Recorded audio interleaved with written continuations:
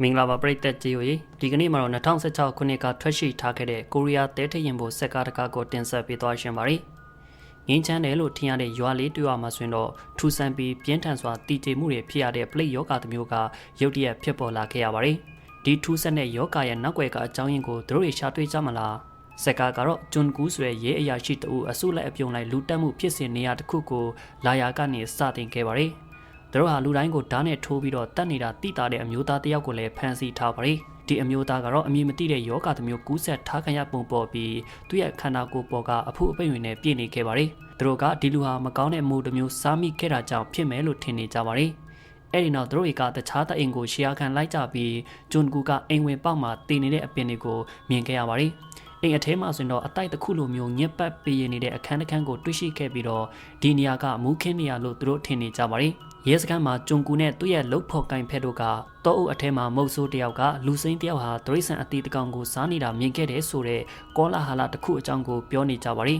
။ဂျပန်နိုင်ငံကထူးဆန်းတဲ့လူစိမ်းတယောက်သူတို့ရွာကိုရောက်လာကြတဲ့ကစမ်းကြဲပြီးတော့ပြင်းထန်တဲ့တေဆုံးမှုဖြစ်စဉ်တွေဖြစ်ပျက်နေခဲ့ပါတယ်။ဂျွန်ကူကတော့ဒါကိုလစ်လျူရှုနိုင်တဲ့အတွေ့အကြုံပဲလို့တွေးထားပါတယ်။ရုတ်တရက်မီးပြတ်သွားတော့ကိုသူတို့ကြုံတွေ့လဲရပါတယ်။အဲ့ဒီအချိန်မှာပဲကိုလုံးတီအမျိုးသမီးတယောက်က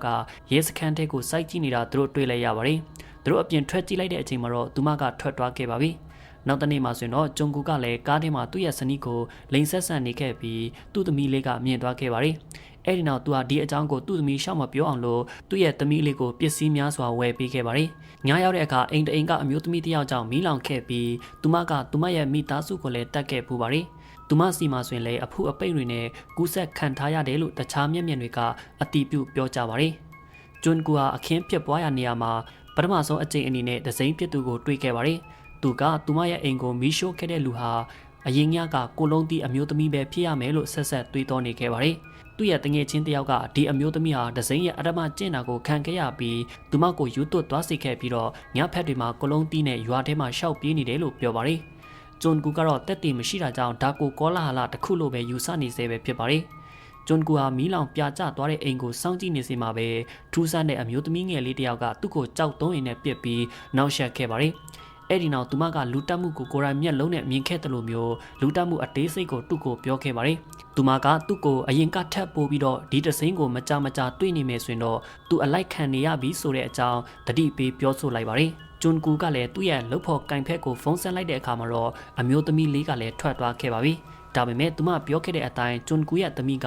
ရုတ်တရက်နေမကောင်းဖြစ်လာခဲ့ရပါတယ်။နောက်တနေ့မှဆိုရင်တော့ဂျွန်ကူကလည်းတောအုပ်ထဲမှာတရိษံအသေးကောင်တွေကိုစားနေတဲ့လူစိမ်းတယောက်ကိုကိုရိုင်းမြင်ခဲ့သူလို့အခိုင်အမာပြောနေတဲ့မုတ်ဆိုးနဲ့တွေ့ဆုံခဲ့ပါတယ်။ဒါကြောင့်သူတို့ကလည်းထပ်တိရဖို့အတွက်တောအုပ်ထဲကိုတွားခဲ့ပြီးမြေပြန်ပေါ်မှာတရိษံများစွာရဲ့အယိုးအကျွင်းတွေကိုတွေ့ခဲ့ရပါတယ်။အဲ့ဒီနောက်မိုးကလည်းရွာတွန်းလာခဲ့ပါတယ်။မျက်မြင်တက်တွေကလည်းကြောက်ပြီးတော့ပြန်ဖို့ဆုံးဖြတ်ခဲ့ပေမဲ့သူဟာမိုးကြိုးအပစ်ခံလိုက်ရပြီးဆေးရုံတင်ခဲ့ရပါတယ်။ဆေးရုံမှာဆိုရင်တော့ဂျွန်ကူကတက်နေတဲ့နောက်ထပ်လူနာတယောက်တွေးအံပြီးတည်သွားတာကိုတွေ့လိုက်ရပါတယ်။အဲ့ဒီလူနာကတော့ပထမဆုံးလူတက်မှုဖြစ်စဉ်ရဲ့တန်တရားရှိသူပဲဖြစ်ပါတယ်။အိမ်မှာဆိုရင်တော့ဂျွန်ကူရဲ့သမီးလေးကအိမ်မက်ဆိုးတွေမက်နေပြီးတော့အိမ်မက်အထဲမှာထူးဆန်းတဲ့အမျိုးသားတယောက်တခါခောက်နေတာကိုတွေ့လိုက်ရပါတယ်။မနေ့ရောက်တဲ့အခါမှာတော့သူမတက်တာလာပုံပေါ်ပြီးငါးတွေအများကြီးစားနေခဲ့ပါတယ်။သူမကအရင်ကငါးကိုမကြိုက်ခဲ့တာကြောင့်ထူးဆန်းနေတယ်ဆိုတာကိုသူတို့သိခဲ့ပါတယ်။ဂျွန်ကူရဲ့ရောက်ခမကမကောင်းစွာမြင်ဖို့အတွက်နတ်ဆရာခေါ်တင်တယ်လို့အကြံပေးပါတယ်။ဂျွန်ကူဟာတင်းအုပ်ဆရာတယောက်လည်းဖြစ်ပြီးဂျပန်ဘာသာစကားကိုလည်းနားလည်နေတဲ့သူ့လှုပ်ဖို့ကင်ဖက်ရဲ့သူနဲ့တွေ့ခဲ့ပါတယ်။သူတို့ကတဲလွန်စားတွေပိုရနိုင်ဖို့အတွက်ဒဇိန်ရဲ့အိမ်ကိုတွားခဲ့ကြပါတယ်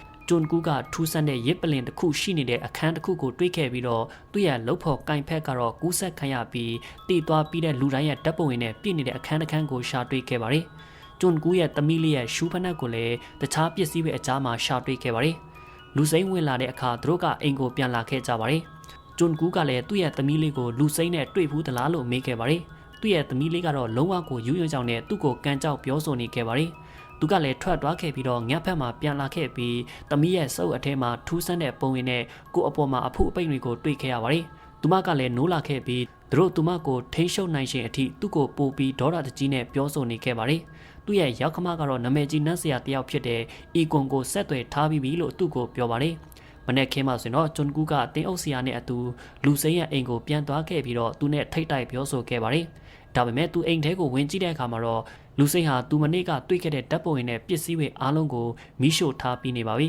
။ သူကလူစိမ်းရဲ့အိမ်ကိုဖျက်ဆီးပစ်ပြီးတော့သူ့ရဲ့ခွေးကိုလည်းတပ်ပစ်ခဲ့ပါတယ်။အဲဒီနောက်သူဟာလူစိမ်းကို3ရက်အတွင်းရွာကနေထွက်သွားဖို့ပြောဆိုခဲ့ပါတယ်။ဂျွန်ကူရဲ့ဇနီးဟာသူတို့ရဲ့သမီးကိုစေယုံခေါ်လာခဲ့ပါတယ်။သူ့ရဲ့ယောဂလက္ခဏာတွေကအရင်ကလူတက်မှုတန်တရားရှိတဲ့သူတွေနဲ့ဆင်နေတယ်ဆိုတာကိုသိလိုက်ရပါတယ်။နောက်တစ်နေ့မှာဆိုရင်တော့ဂျွန်ဟူးကလည်းအော်တန်ကြောင့်နိုးလာခဲ့ပြီးသူ့ရဲ့ဇနီးကသူတို့ရဲ့အိမ်ဝင်ပေါက်မှာစိတ်တီတကောင်ကိုတွဲလောင်းချိတ်ထားတာတွေ့လိုက်ရပါတယ်။ဒါပေမဲ့အကြောင်းတချို့ကြောင့်သူဟာလမ်းကောင်းကောင်းမလျှောက်နိုင်ခဲ့ပဲ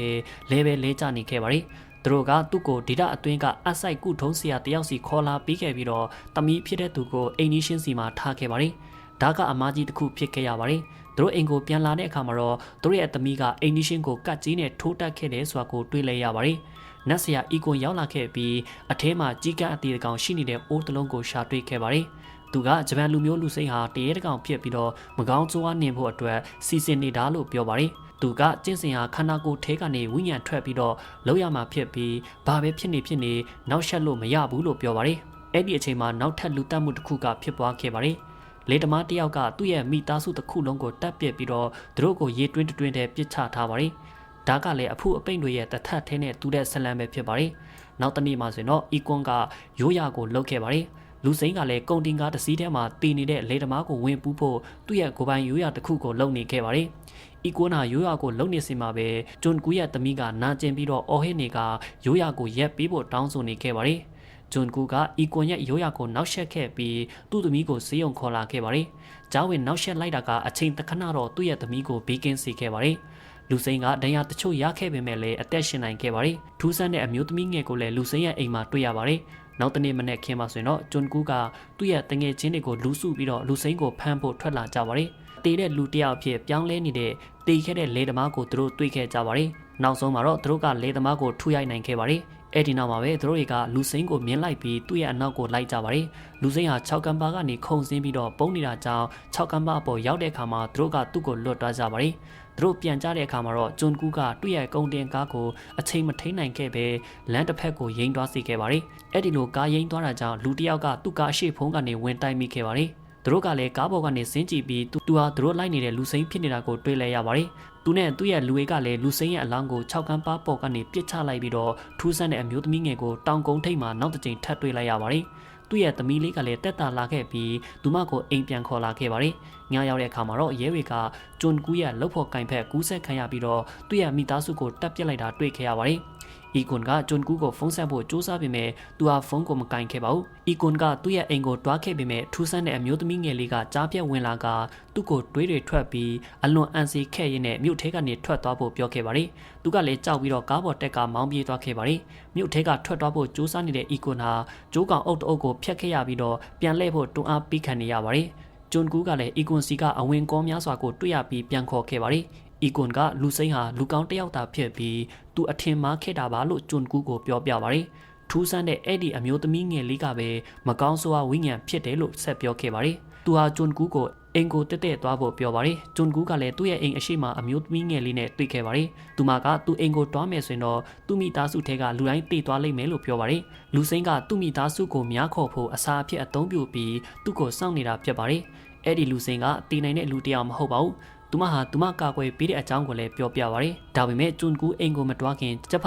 3ကောင်တွန်တန်ကြားတဲ့အထိစောင့်မှပဲဒါကအရာထင်မှာဖြစ်ပါရယ်။သူဟာအီကွန်စီကဖုန်းကိုရရှိခဲ့ပြီးတော့သူကအဲ့ဒီအမျိုးသမီးကိုမယုံပဲအိမ်ထဲတွားဖို့ပြောပါရယ်။ဂျွန်ကူကလည်းဘသူ့ကိုယုံရမလဲဆိုတာမသိတော့ပါဘူး။မူမြောင်ကသူ့ရဲ့လက်ကိုကင်လိုက်ပေမဲ့သူ့အမြင်မှာလူသားတစ်ယောက်နဲ့မတူပဲဖြစ်နေခဲ့ပါရယ်။သူကသူ့သမီးရဲ့ကလစ်နဲ့အရှိမတီးခဲ့တဲ့လူတွေရဲ့အဝတ်အစားတွေကိုလည်းတတိထားမိခဲ့ပြီးတော့ဂျွန်ကူဟာသူမကိုတရဲလို့ထင်ကအိမ်ကိုပြန်ပြေးခဲ့ပါတယ်။အိမ်အထဲမှာဆိုတော့သူ့ရဲ့မိသားစုတစ်ခုလုံးကိုသူ့သမီးတတ်ထားတယ်ဆိုတာတွေ့လိုက်ရပါတယ်။အဲ့ဒီနောက်သူ့သမီးပေါ်လာခဲ့ပြီးသူ့ကိုလည်းတတ်ခဲ့ပါတယ်။ဒီဖြစ်စဉ်တွေဖြစ်ပျက်နေစဉ်မှာတင်းအုပ်ဆရာကကူတလုံးထဲမှာအသက်ရှင်နေသေးဆဲဖြစ်တဲ့လူစိမ်းကိုတွေ့ရှိခဲ့ပါတယ်။သူကသူ့ကိုမျောလင့်ထားရမယ်ဆိုတာမသိဘဲနဲ့ကူထဲဝင်သွားခဲ့ပါတယ်။လူစိမ်းကတော့သူ့ရဲ့မကောင်းစွာပုံစံကိုပြသဖို့ပုံစံပြောင်းလဲလိုက်ပြီးတင်းအုပ်ဆရာရဲ့ဓာတ်ပုံကိုရိုက်ထားပြီးနောက်သူ့ကိုတပ်ပစ်လိုက်ပါတယ်။အီကွန်ကတီးဆုံးသူရဲ့ဓာတ်ပုံတွေကိုရိုက်ကူးဖို့လာခဲ့ပါတယ်။နောက်ဆုံးမှာတော့မကောင်းစွာဝိညာဉ်ဟာအနိုင်ရရှိသွားခဲ့ပါတယ်။ဇလန်ကလည်းဒီမှာပဲအဆုံးသတ်သွားခဲ့ပါတယ်